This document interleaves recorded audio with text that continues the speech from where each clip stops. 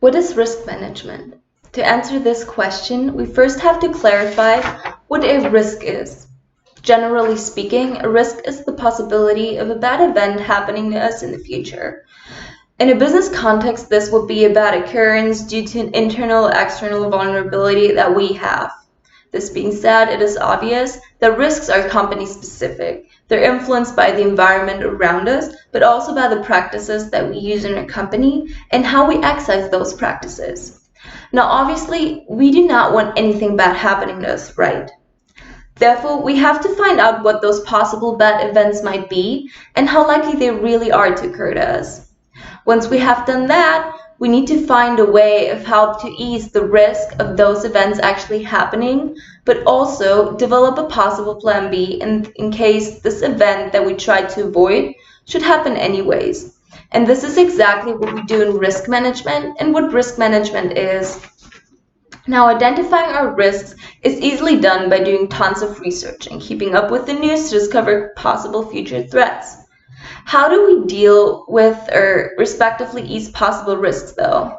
There are 4 general approaches on that. Let me explain them to you with a simple example from most of your daily lives that I have already brought up in previous discussions.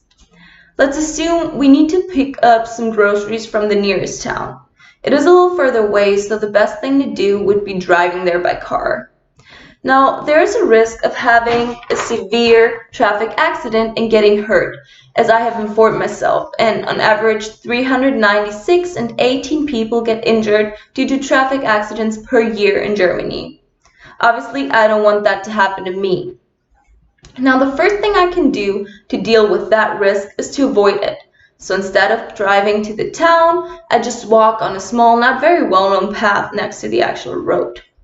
Besides that, I can also choose to reduce the risk of getting hurt when driving by simply putting on a seatbelt or having airbags in my car.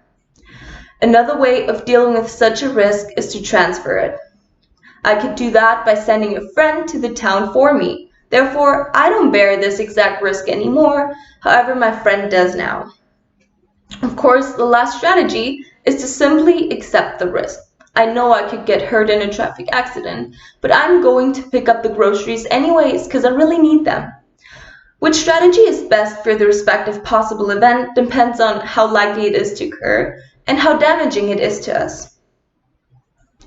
Throughout the years, a proper risk management grew more and more important in businesses. Nowadays, many companies have a CRO, a Chief Risk Officer, next to their CEO, CFO, and CIO. A major reason for it, amongst others, of course, might be that due to globalization, more and more businesses practice international trade and operate in several countries.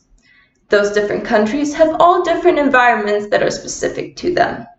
Also, there are different customers in those countries for which we might have to offer different products to fulfill their needs.